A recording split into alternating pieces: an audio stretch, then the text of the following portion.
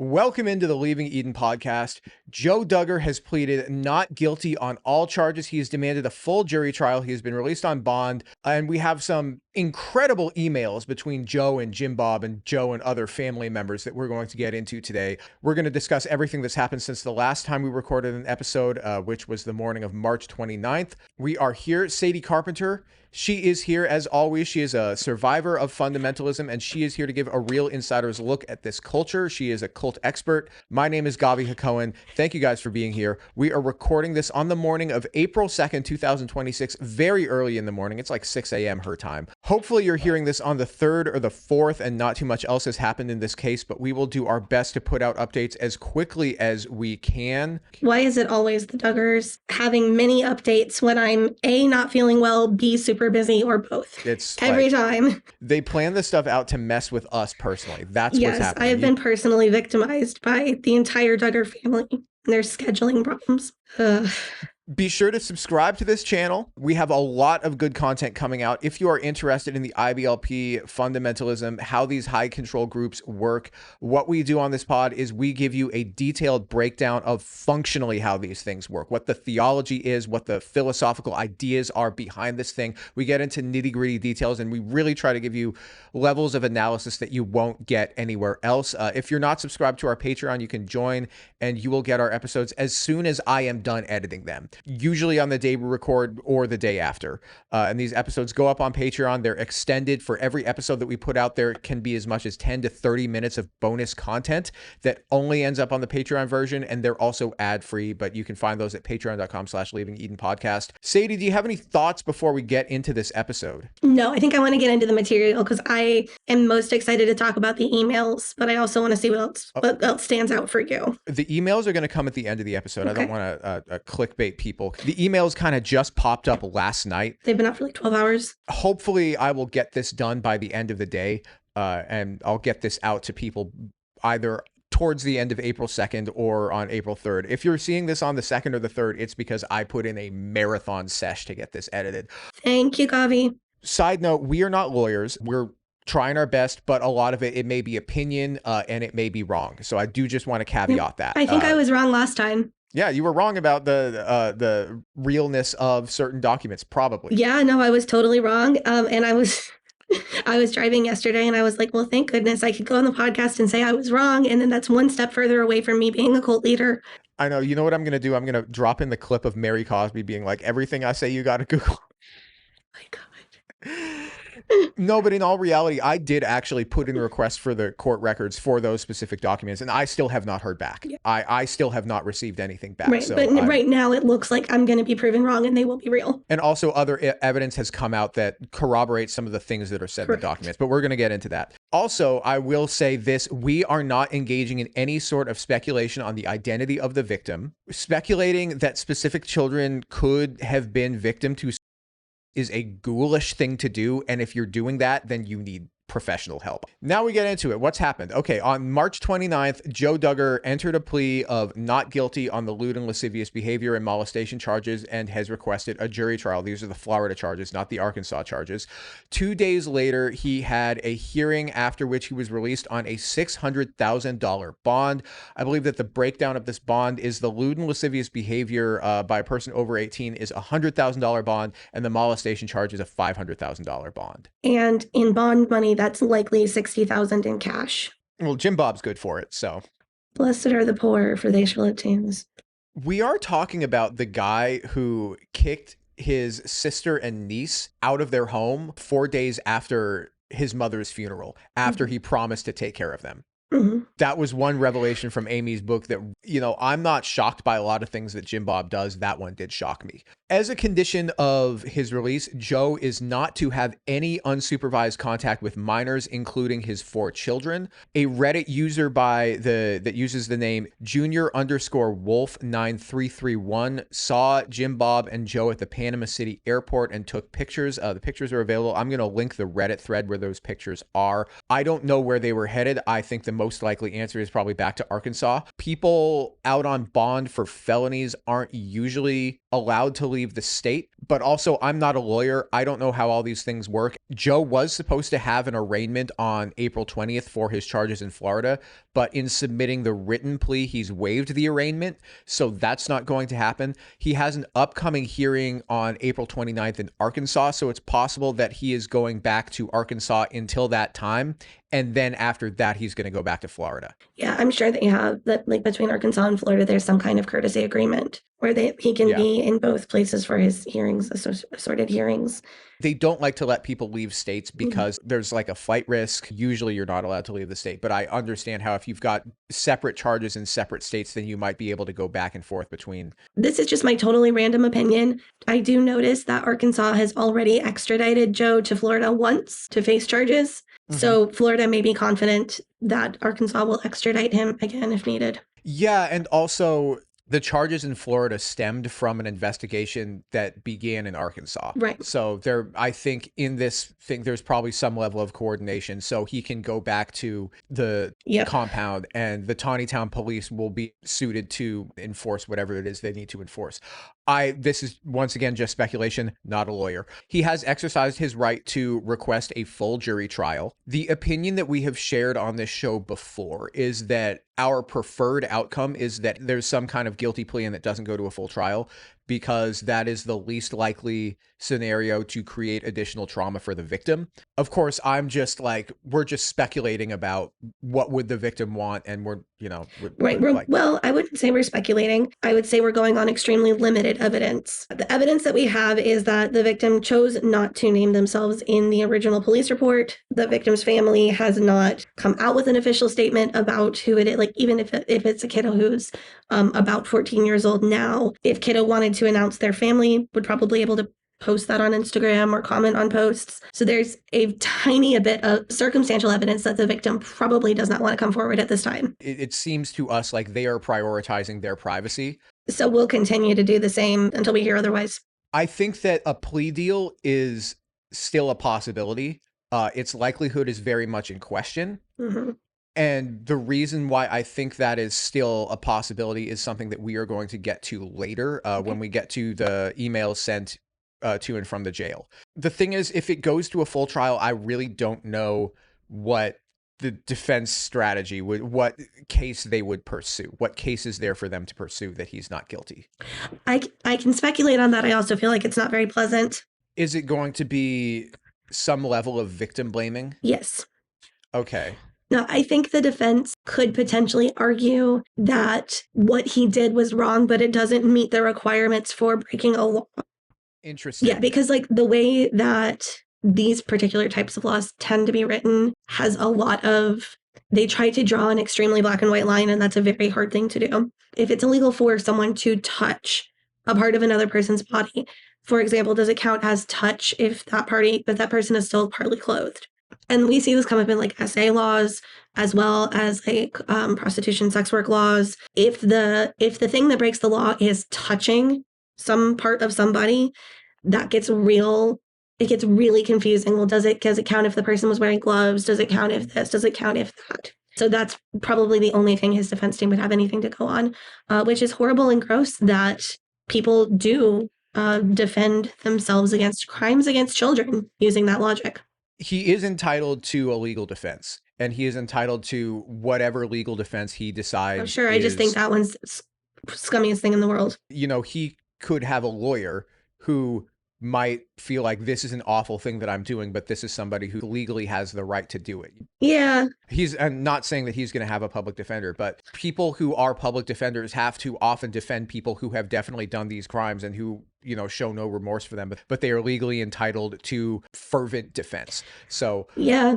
So I might have severe moral and ethical issues with the defense that they would choose, but it is within his right to decide to do that defense if he does it. The system has not found a way to ensure a defense for everybody and defend the innocent without throwing the victims under the bus once again. And my hope for this case is that if it does go to trial, there will be some sort of mitigation to prevent further trauma on Yeah. whoever this victim is. That's priority number one. You know, everybody who is releasing statements is saying it's about the victim, it's about the victim, it's about the victim, it's not about us, it's not about. Mm-hmm. I believe even Jim Bob and Michelle's statement that they released through like acknowledged that there was a victim, Yeah. that this was a real thing that happened. That to me was something that stood out, because in a case like Josh's, there definitely were victims from Josh's crimes, and those victims were the same people who had been victimized by countless people over decades and decades and decades, even in that the material that was generated from their abuse continued to proliferate and continued to be crime against them for years even. But it's easy for Jim Bob to say, well, he wasn't directly hurting this specific person, so we can just pretend that it's not as big a deal. Right. And that we don't have to acknowledge this victim. Yeah. And also, it's interesting the treatment that Joe gets as being not the favorite son or not the oldest son or whatever, because I think if Josh Duggar had been accused of the same thing under the same circumstances, his parents would have defended him and said that it was false. Well, they defended him when the victims were their own children. Right.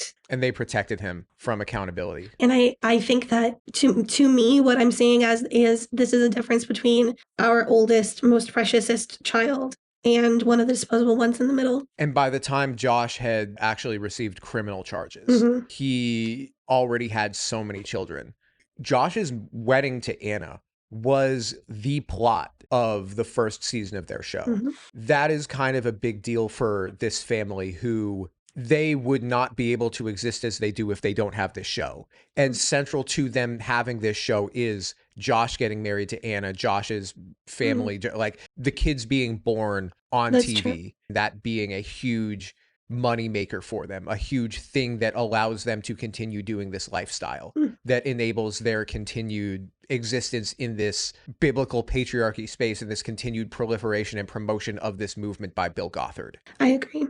The other strategy that they could pursue is to try to figure out some way to invalidate Joe's confession. I think they'd have to do that to get any kind of positive legal outcome for Joe's team. They would have to try to find some way to make the confession inadmissible. I don't know how they would do that. I looked up the laws in Arkansas, and Arkansas is a one-party consent state. Oh. So I'm in Pennsylvania right now. And in Pennsylvania, if I'm recording phone conversation, I have to tell somebody, or if somebody else that is listening in on the phone conversation, I have to tell the other person on the line that there's somebody else on the line who's listening. Right. And if you don't do that, it'll be non-admissible in court. Yeah, not only that, but it could potentially be a crime on my end. If I record a phone conversation in Pennsylvania without telling the other person that I'm recording the conversation, that could be a crime, and I could get in trouble for that. If I wanted to do that, I would have to drive 2 miles across the river, go to New Jersey, and then I can record whatever conversations Everything is legal in New Jersey. But Arkansas is a one-party consent state, meaning that the father of the victim can record that phone call with Joe. The father of the victim can get the police on the line with Joe. The father of the victim can do basically whatever he wants with the phone call, with that conversation. And it's all completely fine as long as it can be authenticated and that can be used in court. Once again, I am not a lawyer. I don't know how they would potentially get this piece of evidence excluded, but probably what they are going to do is they're going to try. If I were to guess, I think that they would try their hardest pre-trial to get this piece of evidence excluded. And if they're successful at doing that, then potentially the case would actually go to trial. If they're unsuccessful at doing that, then maybe he would plea out. That makes sense, yeah. Before the trial, there's all of these hearings, these evidentiary hearings, where they decide what is admissible evidence in the trial and what is not admissible evidence in the trial. And this is all like part of the weeks or months leading up to the actual date when the trial starts. The lawyers fight over this stuff and the judge makes these decisions about what comes in and what doesn't come in. Let's go to break and then we'll come back and we'll talk about these phone calls and these emails. The Leaving Eden podcast is, of course, made possible by our amazing audience over at patreon.com/Leaving Eden podcast. We would not be able to do this show without them. Our I Gave It All tier patrons are Kathleen Moncrief, Melissa Manown, and Todd Dale. Thank you guys so much for subscribing at the I Gave It All tier of our Patreon. Our Faith Promise Missions tier patrons, your names are Jessica Tambo, Hope Norum, Linda Morgan, Eleanor Donahue, Jonna, Chad Harris, Madeline Cusick, Rob the Methodist, Hannah Ross, Stephanie Johnson, Elizabeth Struther, Tara McNamara, Tiziana Buberini, Janine Collin, Ali Allen, Dora J, Madeline Antrim, Steve and Amy, 1010, Chris, Yafi Lavova, Right Away 13, Rob the Dis Method, Sacred Chickens, Helly R, God's Wiener Dog, Backwoods Barbie 31, I Am June, and Puck Moody. Thank you guys so much for subscribing to this show at the Faith Promise Missions tier of our Patreon. And thank you to everybody who subscribes to our Patreon. We would not be able to do this show without our Patreon supporters. The patrons get access to an extended, uncensored, ad-free version of our episodes, and they come out just as soon as I am done with the edit. So usually a day to 2-3 days early. And so that is available on our Patreon at patreon.com/Leaving Eden podcast. Memberships cost $5 a month. Thank you to everybody who subscribes. And now back to the episode. We are back from our break. We're talking about the latest updates in this Joe Duggar, Kendra Duggar case. More phone calls between Joe and Kendra have been released, as well as emails. I want to give a shout out to the YouTube channel Lilly Archive, who used the Freedom of Information Act to request these documents and get a hold of these emails, phone calls, release them to the public. I looked into doing a Freedom of Information Act request on various things relating to this case, but in order to do one in Arkansas, you need an Arkansas address. I'm sure that somebody would be willing to lie, or somebody would be willing to let me use an Arkansas address to do it, but I digress. In her videos, she goes into much greater detail than we have time to do here on this channel. If you want to, you should go and look at her channel, because what she'll do is she'll like play a clip of the video, and then she'll say, this is when they're saying this, it means this. She does a very good job of analyzing these. I watch these videos. And also, for those who are wondering why we're okay using these documents posted by one YouTube channel and we were more skeptical about documents posted by a different YouTube channel, the reason is that Lilly Archive has posted like the full email correspondence and records requests that she made and documented her process through the whole time. And she's posted that on the internet the whole way to a degree where I feel comfortable sharing this and saying that the provenance of these documents is probably real. It's not just like going on the internet and saying, this is scandalous. Look, it's like, this is the document. This is how I got it. This proves it's real. You could do it too.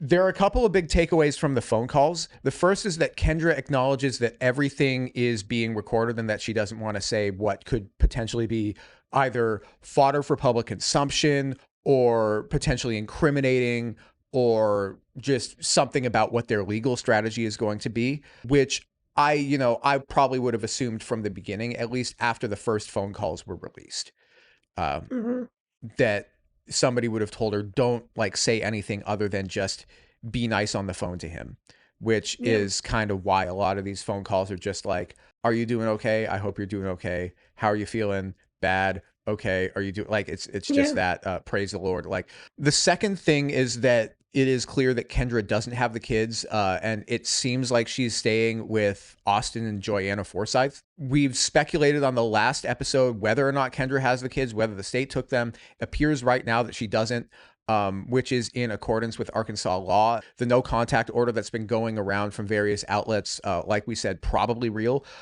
Honestly, I kind of love when I get to be wrong on the podcast, because then I get to sleep better at night knowing I'm not accidentally becoming a cult leader. It's great. It's nice. I do worry. The thing that it seems like, well, Kendra's charge right now is a short-term practical problem. The family doesn't seem to see it as something that is long-term going to be a huge deal. Yeah. I don't know if their read on this situation is correct, but it seems to be that is how they're treating it. This might be a miscalculation by them completely. And this is evidenced by an email from Jim Bob that we're going to discuss in a minute. Yeah. One thing that I do want to add is that I have seen comments saying that, like as Sadie said in the last episode, it would be crazy that Josh had visitation with his kids and Anna was the court-appointed supervisor, when he was very credibly accused of crime against children. He's known to be a danger to children. People are saying that it would be crazy that Josh would be able to have visitation, but Kendra would have no contact for a significantly lesser charge. And then them saying that Joe would also be allowed supervised visitation on his charges in Florida. I do want to also remind people that Joe is charged with all of the same things that Kendra is. So if she has a no contact order, then he also likely has a no contact order. Yeah, from Arkansas. How terrible would that have to be for the kids? Can you imagine you're like 6? You wake up one day, you find out that mom's crying because dad went to jail. And then a couple days later, mom has to turn herself in and go to jail. And then it's, hey, pack your little Mickey Mouse suitcase. We're going to go live with grandma and grandpa or aunts and uncles or whoever else because mom's in jail for the moment. And now mom's out of jail, but she can't see you. Like that's... Yeah, I have to wonder what it is that they're telling the kids to be like, oh, you're going on vacation, or like, oh, you're going to stay with. I just know that my kid would be a wreck if all of those changes happened with no opportunity to like prep for it. And speaking of that, I'm going to read a quote from one of these phone calls between Kendra and Joe. I want to talk about how they're talking about the future of their children being the most important thing and what I'm kind of reading into that, because they're not saying a lot. You have to kind of read between the lines on a lot of things. So Kendra says, I'm fighting for the kids and they're my number one priority right now. Absolutely. And then Joe says, absolutely 100% behind you on that. They're the number one priority right now, and you should be fighting for them the most. Kendra says, okay, I just want you to know through all of this, whatever happens, that's who's coming first. And then Joe says, yep, absolutely. If I were to guess based on that exchange, I would think that the legal strategy going forward is to try to get Kendra's charges reduced or dropped by having Joe take the blame for everything related to the child endangerment and false imprisonment. She's saying whatever happens, that's who's coming first. Okay.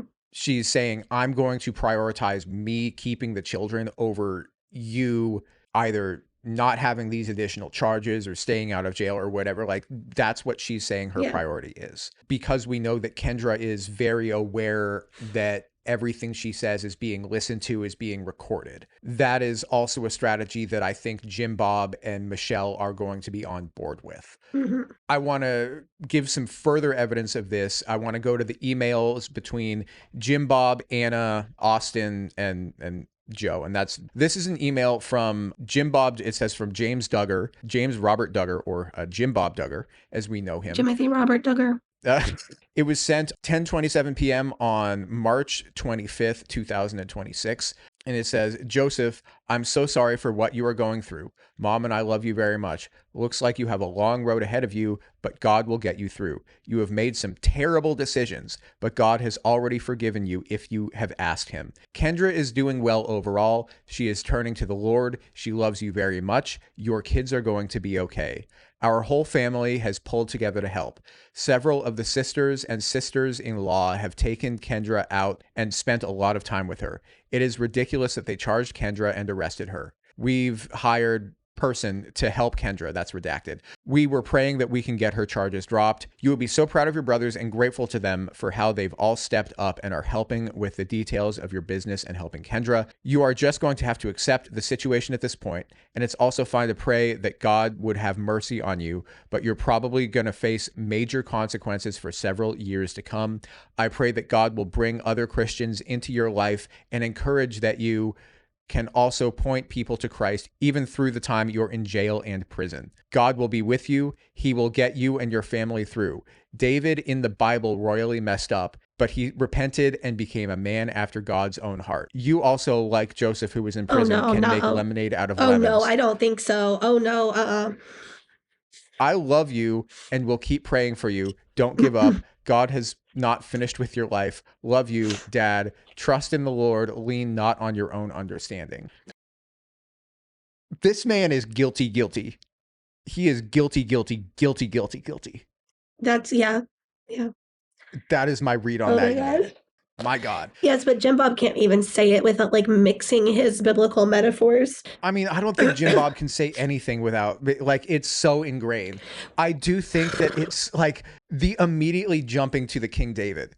Okay, King David is always there. Actually, what I take much more offense to is the inclusion of Joseph in this problem. namely because Joseph was not guilty. Technically, he got put in prison because Potiphar's wife tried to seduce him and he turned her down, and she got mad about that. Yeah, like he got set up, basically, is the way that I understand the story. His brothers kidnapped him, threw him in a hole, sold him into slavery because he was too popular. His dad liked him too much. Right. Well, the brothers also had a weird dream where they all had to bow down to him and they were like, yeah, we're not doing that. They sold him into slavery into Egypt and he worked for a guy named Potiphar and he worked his way up in Potiphar's house. But then Potiphar's wife tried to seduce Joseph and Joseph was not about it. So she falsely accused him and he went to prison. Then when he was in prison is when he started having the prophetic dreams about famine and saved everybody. And then he became powerful in Egypt again. And then his brothers came looking for food and didn't recognize him. And I think they hit a brother in like a barrel at some point. They didn't recognize him. And then he pretended like he was going to have them all killed. And then he was like, it was just a prank, bro. April Fools. And then they brought everybody down into Egypt and they were like, this is an amazing time. You get to see your father who's still alive. And Jacob was so happy that his favorite son was still alive. And everything was going great until all of their people ended up getting enslaved for generations. And we are recording this on April 2nd, which is the yes, just Passover last night. So it's wow, Happy Pesach. okay. Everybody who is Jewish, Happy Pesach. So did we accidentally do Passover on our show? If Joseph was imprisoned for turning down the advancements of Potiphar's wife, what are they saying that Joe Duggar is getting? Like that's why I'm taking offense to the Joseph comparison. Right, because the King David metaphor. If anybody gets in trouble for anything, you just like immediately default to King David. Right. And any kind of like vice or morality problem. King David. I'm King David and I'm still a man after God's own heart. Mm-hmm. God has restored me and has allowed me to do great works. Like Jack Scopp was, I'm King David. Jack Hyles was, I'm King David. Bill Gothard, people said, oh, he's King David. Remember when we watched the 7M TikTok dance cult documentary? The guy who was running the TikTok dance cult, Christian fundamentalist guy, said he got accused of being a sex pest against these dancers live at like a church service. And he immediately defaulted to, I'm King David. Also, Carl Lentz was King David. Every single one of these pastors was Doug Phillips King David. I'm sure Doug Phillips said, I'm King David.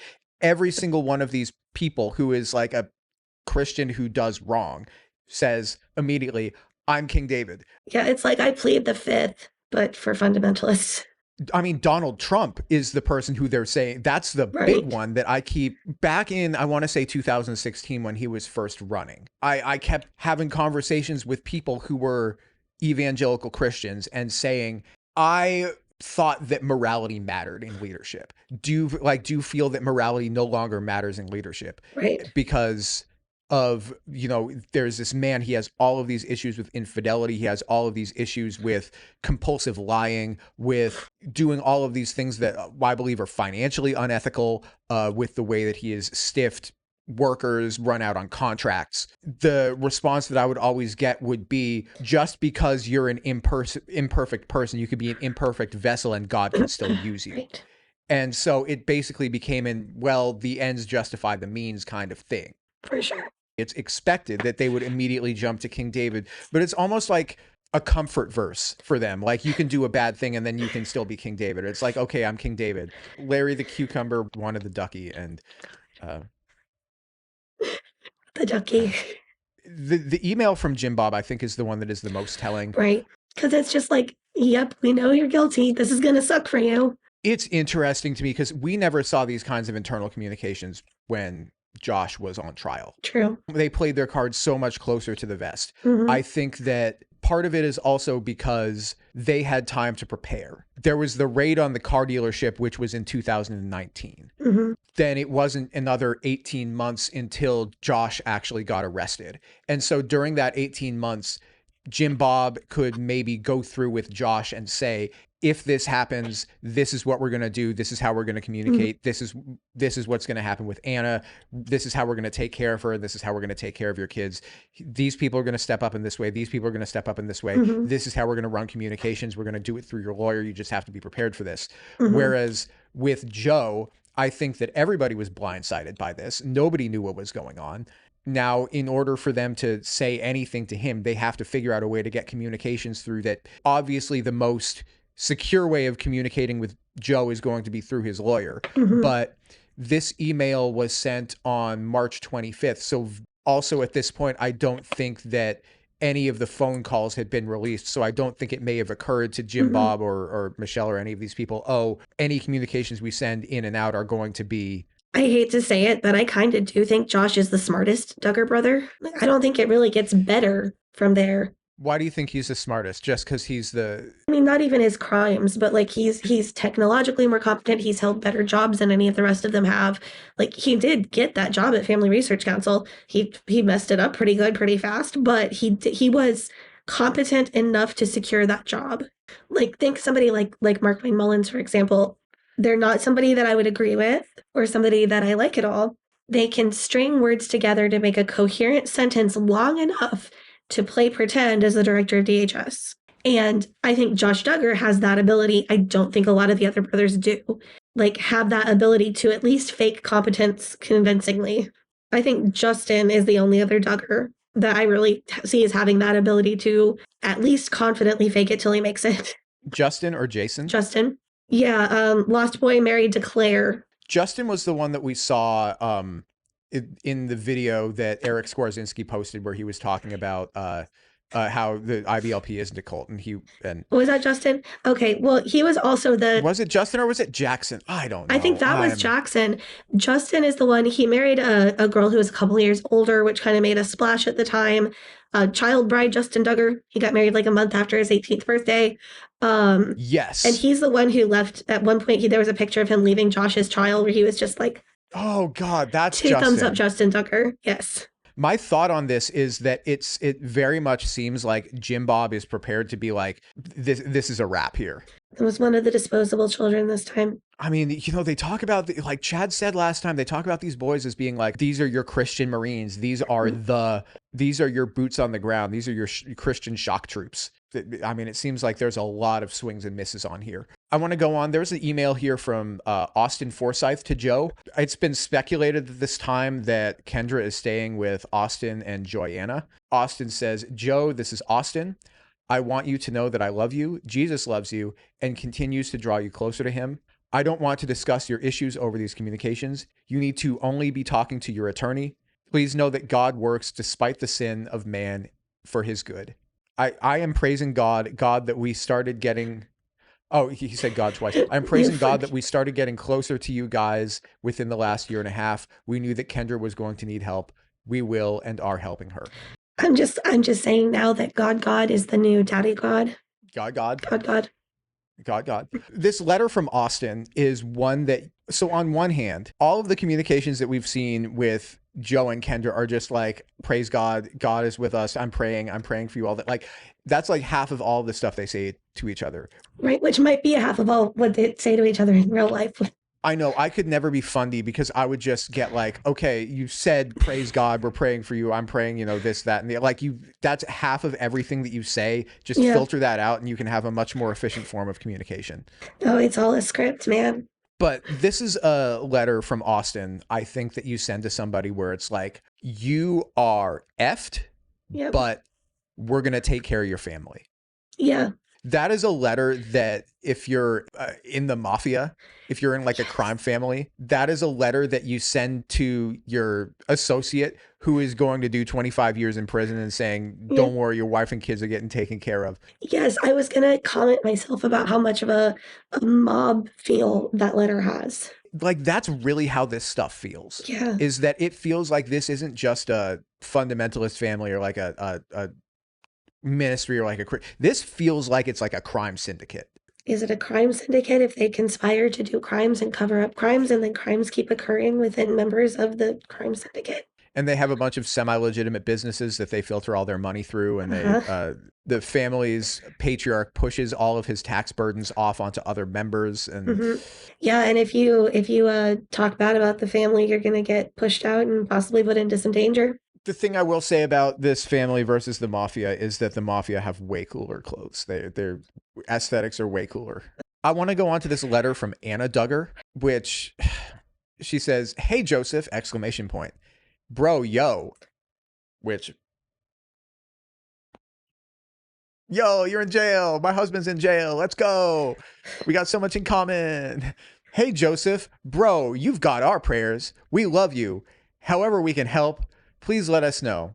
I think I put some money on your books. I don't remember how phone calls and video calls work. Please let me know if I can help get things set up so you can call and talk with Kendra. Just remember, don't talk about anything legal unless you are with an attorney. Everything said in these messages, phone calls, and video chats are recorded and turned over to prosecutors. Are they keeping you in solitary, or will they let you go into a pod? Joshua's experience there at Washington County was fairly safe. If there are any concerns for your health or safety, please let me know. On a practical side, I think commissary has a 2-week delay. If you find out timing, that would be helpful. If you will be there a while, we definitely want to send some goodies your way. I talked with Kendra for about 30 minutes today. I was amazed how clearly she thought, how focused and articulate she was in the middle of such heavy situations. She loves you deeply. She was strong on the phone call, except for when she talked about it being a month before she can see the kids. My heart breaks for you. I know she will win in the end. It just might take time. Kendra is an amazing woman. The grace of God is flowing from her life. She is a gem. Heart emoji. I know that God is our rock. He is our fortress. He is our shelter. He is our defender. He is our strength. He will get us through whatever storms we face. Praying for ya. Love ya. Anna. I feel like Jim Bob told Anna, like, hey, part of your conditions of me continuing to support you because your husband is in jail is that you do what I say. And the next thing I need you to do right now is call and support Kendra and then write Joe a nice letter. And Anna was like, okay, got it. Just like it's very cheery. This is such a cheery letter to write somebody who's in jail for the thing that he's in jail for. But I guess this is coming from Anna. Looking at this text is like, bro, yo. Hey, Joseph, bro, you've got our prayers. We love you. I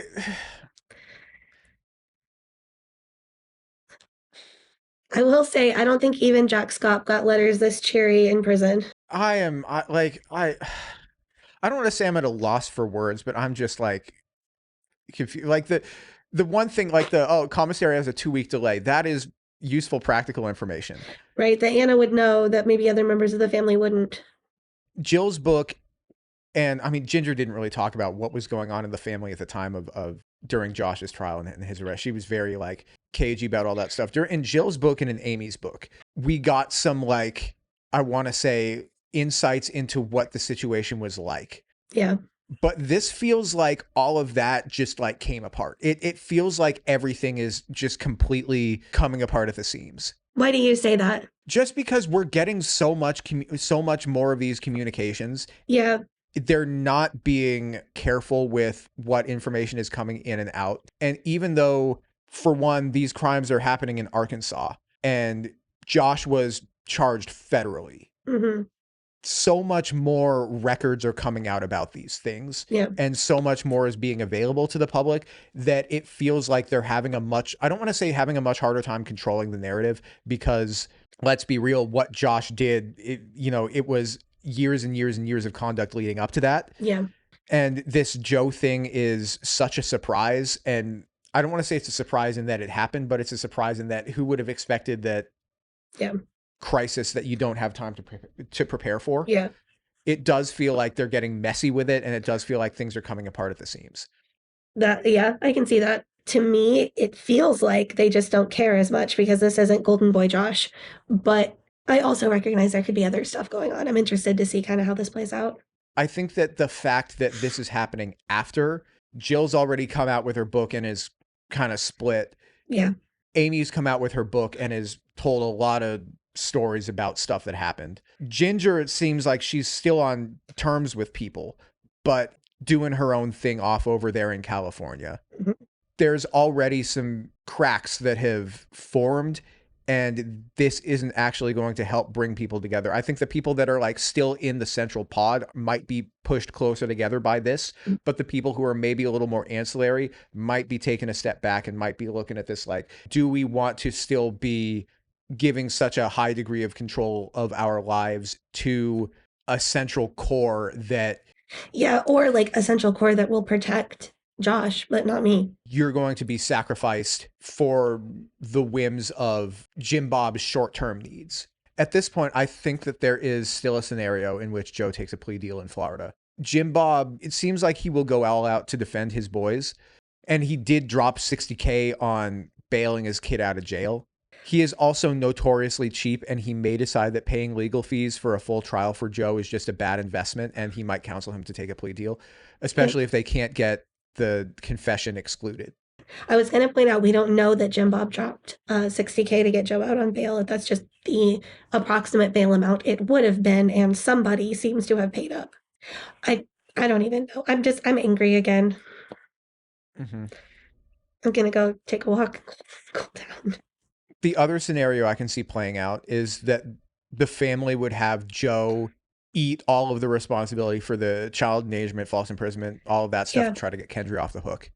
And then they'll say, okay, that's a wash. We'll eat that. Yeah.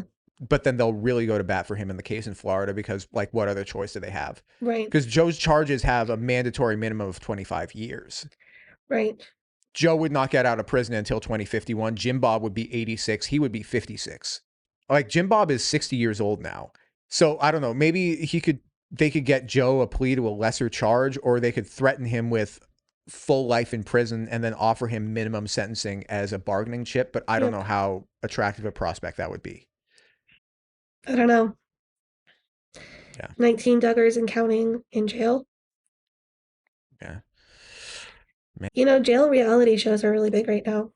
Why didn't they give Jen Shaw because they don't know what's good for them. Jen Shaw is TV Magnet. I'm a sicko and I would have watched that. Oh, yeah. That's it. That's all we've got for today.